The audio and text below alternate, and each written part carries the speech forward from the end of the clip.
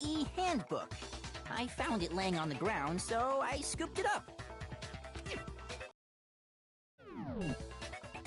For a fact. For a fact indeed.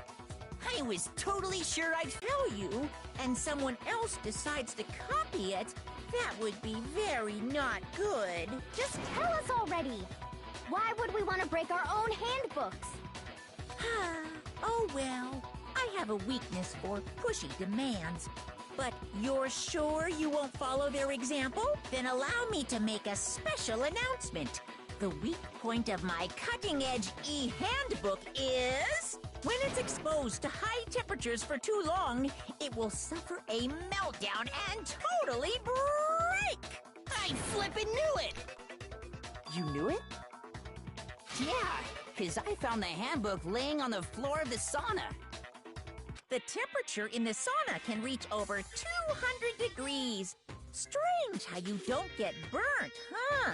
It's because as your sweat evaporates, it creates a cooling layer of air around your skin. If the hot air of the sauna were somehow pushed directly onto your skin, you'd definitely get fried. That layer of air would get blown away. That's why you may feel a burning when you move around.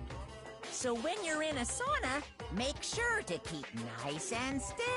Wow, interesting. I learned one new fact today. That is a mere trifling speck of knowledge. Anyway, if you found the victim's handbook in the sauna, then the killer must have been purposely trying to raise its temperature in order to break it. Meaning the culprit somehow knew its weakness. But how'd they find out? Monokuma said he didn't tell anyone, right? It would have to be someone that went in the sauna. Indeed. Only two people that Quite went in the the sauna were mystery. Mark and What Ground if they found Beef. out by accident? What do you mean by accident? What if the killer took their own handbook into the sauna, not knowing its weakness, and it broke? They'd realize it was broken, of course, and it wouldn't be hard to figure out why. And once they had Chihiro's handbook, they knew they had an easy way to dispose of it. I won't say it's not possible, but who would have done something like that? I don't know of anyone who took their handbook into the sauna. I might know someone who did. Whoa, seriously? I think the one who may have taken their handbook into the sauna was...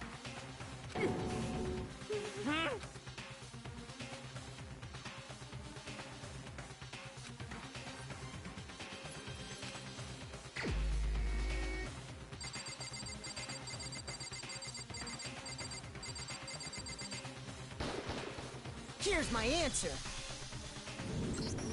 Mondo, your handbook got broken in the sauna, didn't it? What? Why? Why do you keep accusing him? Mondo and Taka had an Mark, I'm endurance contest in the sorry. sauna not too long ago, remember?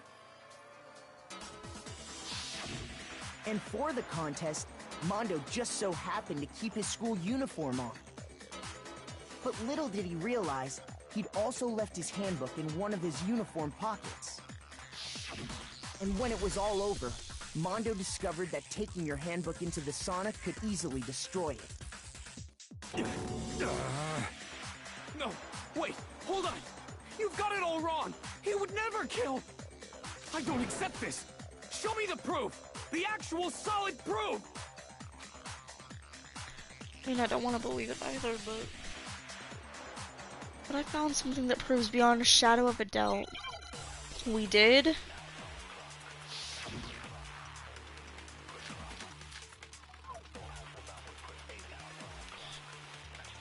Let's test Makoto's assertion. If what he says is correct, then Mondo, you broke your own handbook. In other words, if Mondo's handbook is actually broken, then that proves that what Makoto said is right. Well, my goddamn handbook works just fine. See? Look! Makoto was wrong after all! Mondo wouldn't hurt a fly!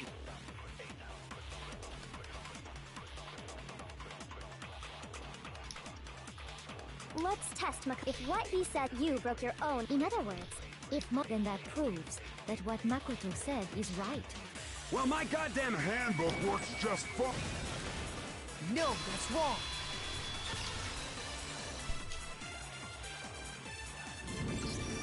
Mondo, the handbook you have right now, is it really yours? The fuck is that supposed to mean? The broken handbook that was in the main hall, isn't that one actually yours? What the heck are you talking about? What I mean is, I think Mondo swapped his handbook out for one that actually works. I think he took Leon's handbook and replaced it with his own. After all, Monokuma said himself that Leon's handbook never should have broken. That's right! The punishment it suffered wasn't nearly enough to destroy it. So then, the broken handbook in the main hall is actually Mondo's, which would mean that the handbook Mondo has right now is actually Leon's, yes? But doesn't that violate the school regulation that says loaning out your handbook is prohibited? Dad, people can't loan. Well, here's how I look at it. There is a rule about loaning your handbook to another student, but if they're dead, they're not a student. It's kind of a gray area, I admit. But no worries. If anything, it just makes things more interesting. As such, I decree that exchanging handbooks with a corpse is not a violation of the rules. Well, Mondo, if I'm wrong about this, you're welcome to say so. I'm happy to admit I made a mistake, but... Son of a bitch.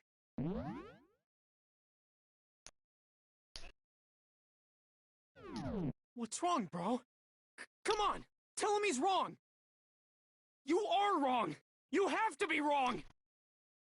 Everything you just said is wrong!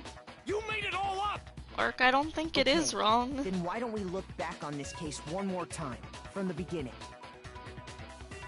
That way...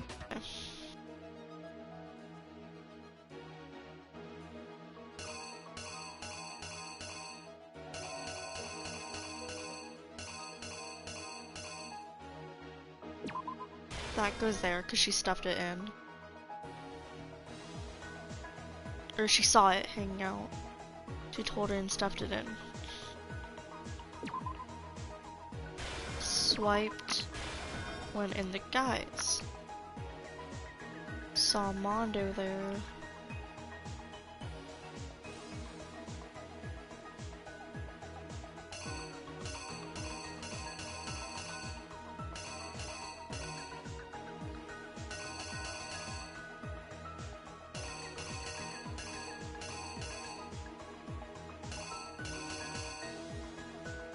Okay, we're gonna skip that one for now.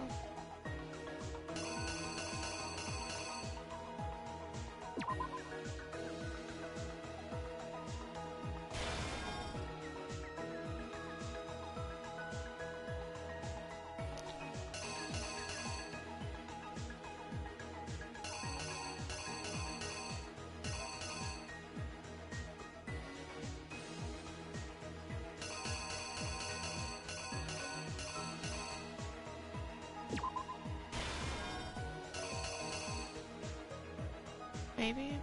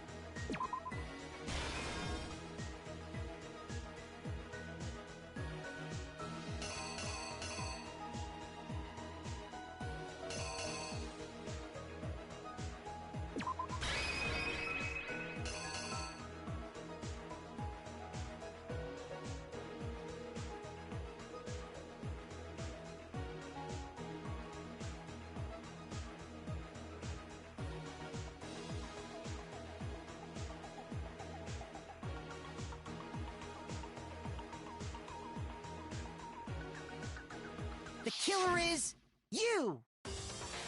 First, let's take a look back to before the incident. Last night, Celeste saw Chihiro in the warehouse, correct? At the time, she was apparently stuffing something into a duffel bag. That something was a blue tracksuit. You can confirm this, right, Celeste?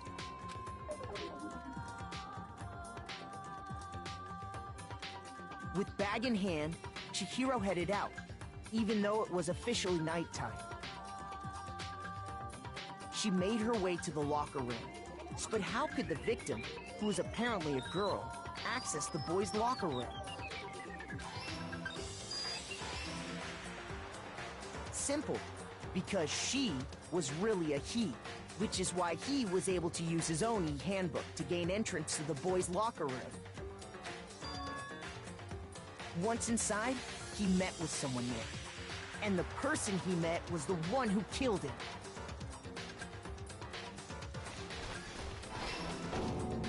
It seems likely that the killer grabbed the nearby dumbbell, approached the unsuspecting Chihiro,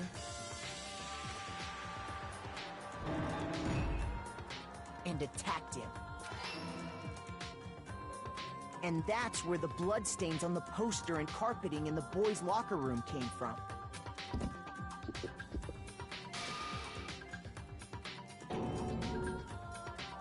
It was likely in the heat of the moment. The body was arranged, but the murder itself felt unplanned. Which is why the killer hurried to try and hide the act. Then, removing the bloody poster,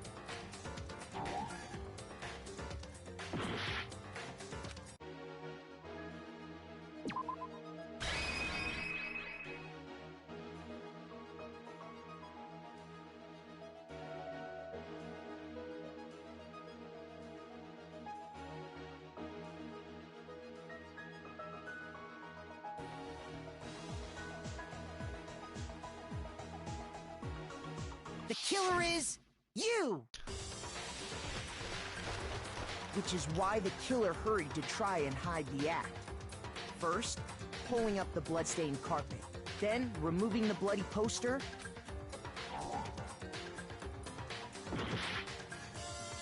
Huh?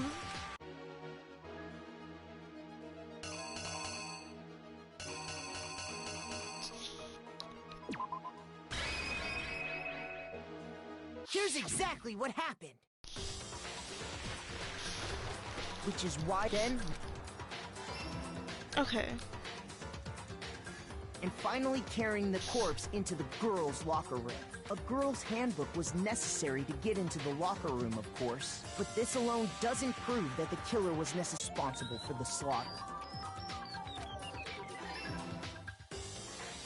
And around the same time that Byakuya was putting together this facade, the killer, having already disposed of Chihiro's bag and other belongings, arrived at the sauna. There, they planned to destroy the last piece of evidence, Chihiro's handbook.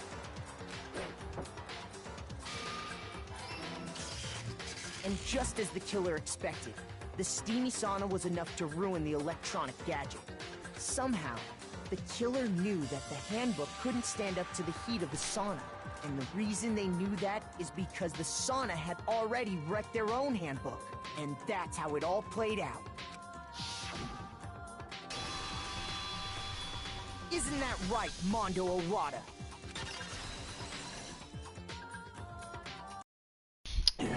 Well, Wait, I don't like that. yeah, where's your evidence?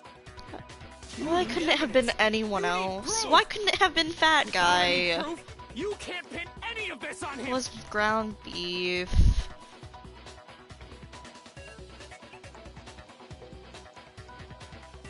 Huh? Isn't oh. Prevail's already watched the sus though.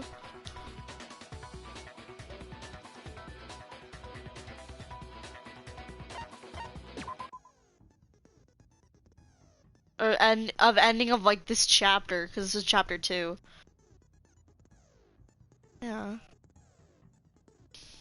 don't appreciate that it was ground beef.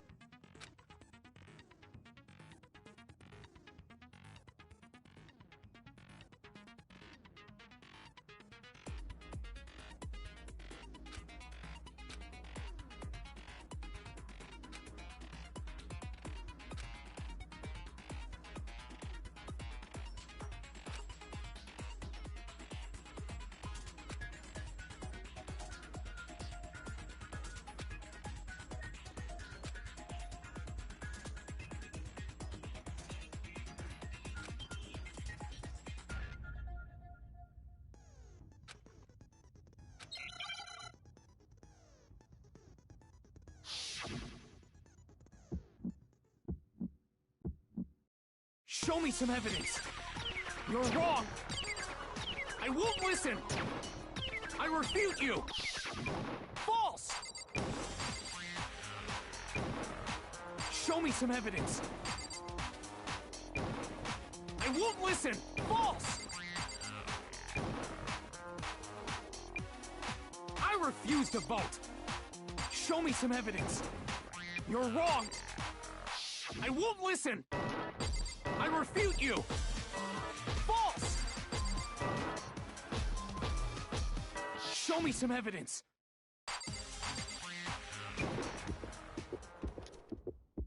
Show me some evidence! This should prove it.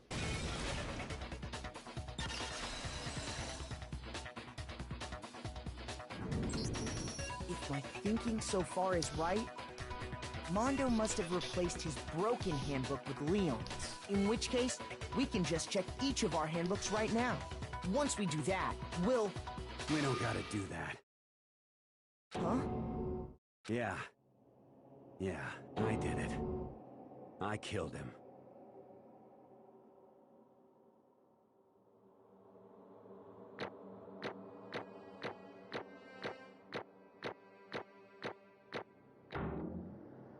Oh, let's go. My final result was still an A.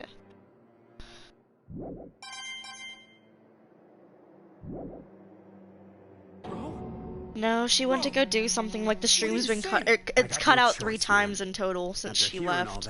But like, this final one's been going on for a while, so she can just watch the VODs. Get it over with. Ask for the goddamn verdict. Roger that. Wait! I'm upset that it's Mondo. No waiting, no holding on. Time for the moment we've all Like, been I waiting really for. liked ground Grab your beef. lever and give it a yank. Like, ground beef was one of my favorite guys. Blackened this time around. Will you make the right choice or the dreadfully wrong one? I'm upset. What's it gonna be? What's it gonna be? What's it gonna be?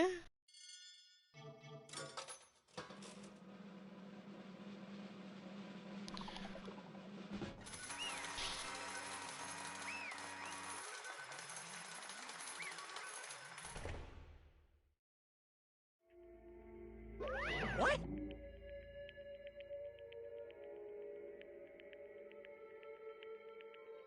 So, yes, it is so. The blackened that killed Chihiro Fujisaki was Mondo Wada. Yay. Unbelievable. In case you're wondering, the vote was not unanimous. Kawada was chose the wrong answer. You're trending very close to the danger zone, Mr. Ishiru. You need to be more careful. I refuse to believe it. There's no way you kill someone. Sorry. What is this? Why are you apologizing? Why? Why? Why did you do it? Now then. Looks like Mondo's taken a vow of silence, so allow me to explain on his behalf. The story of the murder this time is a sad story of 2 men. Oh, but for anyone who doesn't really want to hear it, you can hit the O button to fast forward the text. Anyway, there was once a young boy. His name was Chihiro Fusaki. He was an extremely inferior complex regarding his own lack of strength. You're so weak even though you're a boy. He's heard things like that as long as he could remember. He couldn't overcome his weakness. On the contrary, he tried to hide and buried himself further and further into that weakness. To take on the fragile form of a petite young girl. He had chosen that as his way out. Now nobody will be able to say anything about even though you're a boy. No matter how tightly he wrapped himself up in that shell. The inferiority complex had already taken deep root inside of him, as was not so easily weeded out. As it turned out, the shell was completely empty. Complex didn't disappear, instead it only grew stronger and stronger. I'm weak. Weak, weak, weak, weak, weak, weak, weak, weak. Once the killing game had begun here at the school, he had no choice but to accept this fact. After all, this world is survival of the fittest. If you're not strong, you don't survive.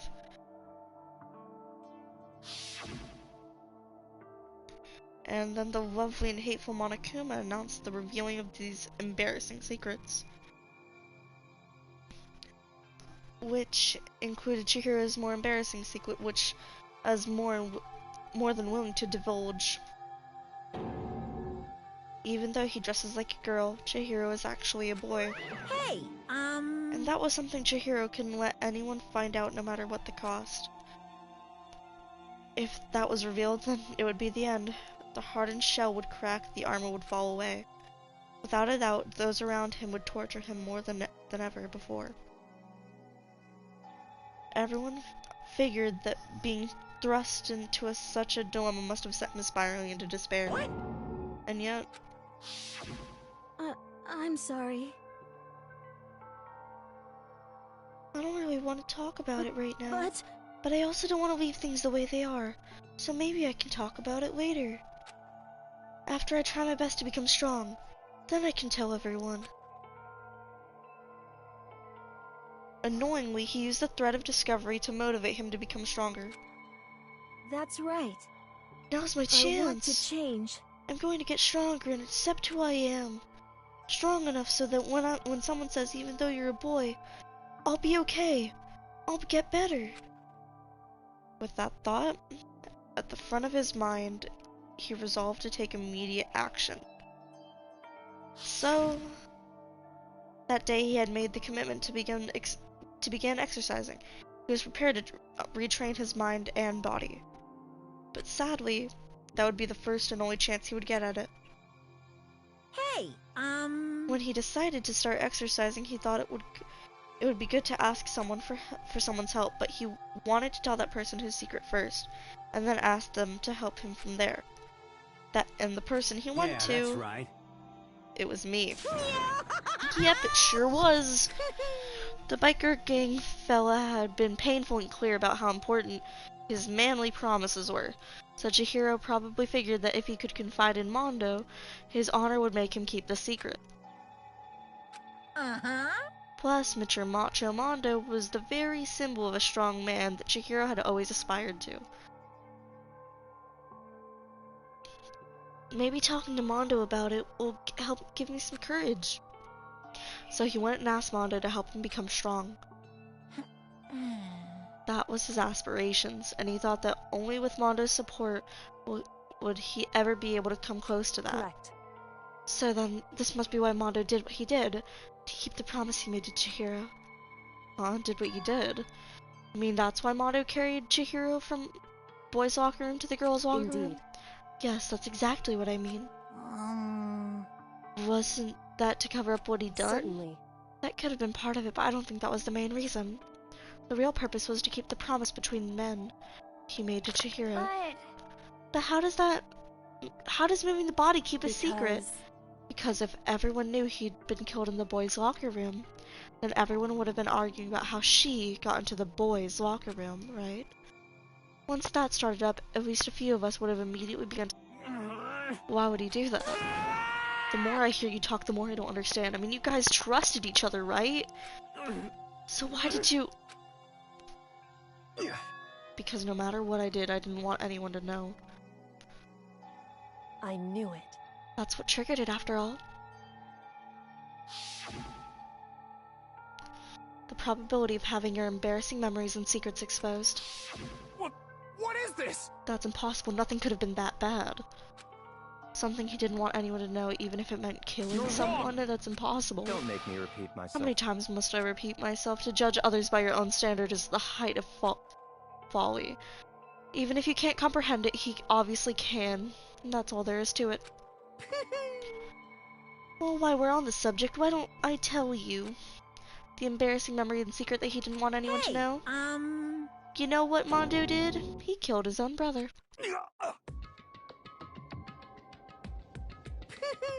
Mondo, the ultimate biker gang leader, makes all the hoodlums and riffraffs across country tremble. But the only reason he had the chance to join a gang in the first place was because of a certain someone.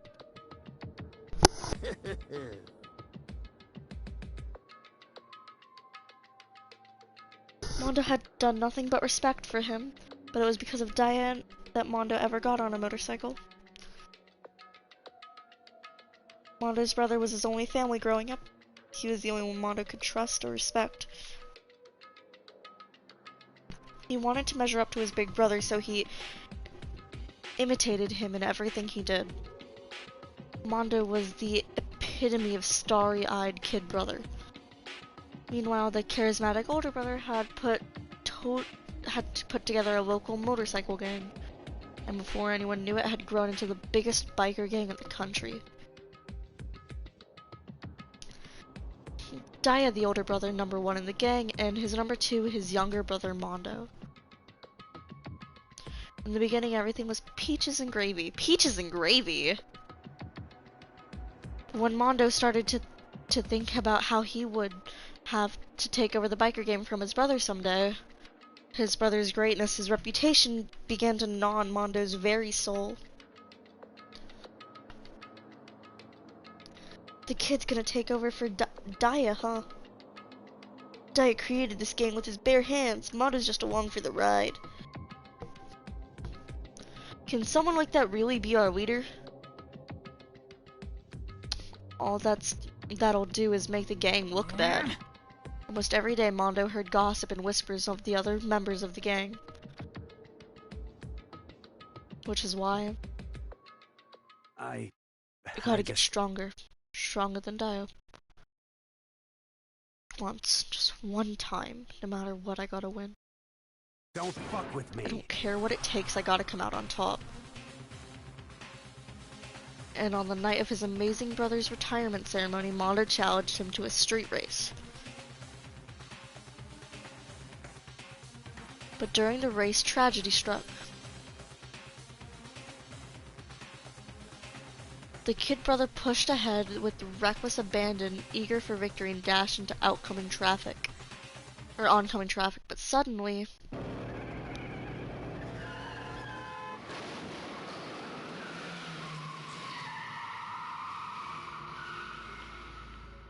lying in his kid brother's arms, the older brother delivered his final words. My bad, kid. Sorry I fucked up. Of course he knew it was his brother's fault. 'Cause it's the team, you and me put together. It's a promise between men. He decided to hide the truth of what happened from everyone else in the gang. In order to keep the gang together and to keep the promise to his brother. He could never admit to anyone that it was his own weakness that had caused the accident. And as a result, the team was made even stronger under the banner of the kid who'd bested his big brother. Dio was gonna lose to his kid brother, so he got stupid and killed himself.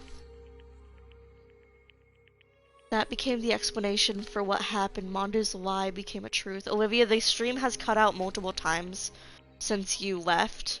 So there are like 3 vids that you want to watch. The first 2 are, I think, like a minute each, and then this is the big one. I just... The one going right now? Oh, sus. Bruh, epic stuff has been happening on screen. No. Sussy Baka.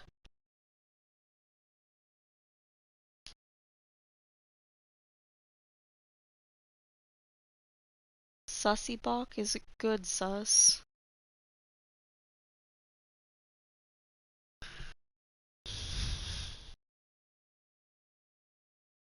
Well, I've been reading it, and you should, if you do want to watch the cinematic, you should go watch someone else. Yeah, which is kind of sus, but can you hear the audio then? Okay. And yet, as soon as our killing game began, he realized no matter how tough he pretended to be, he was just another weakling that could die in an instant.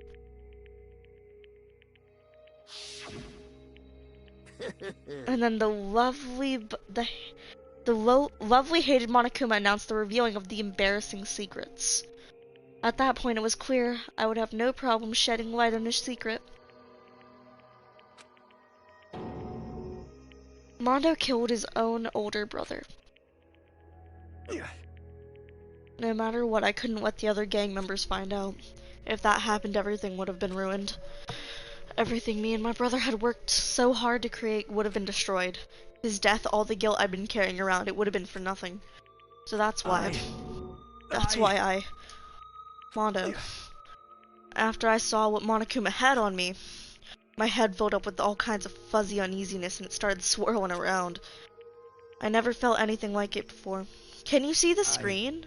Like, at all? No? Okay.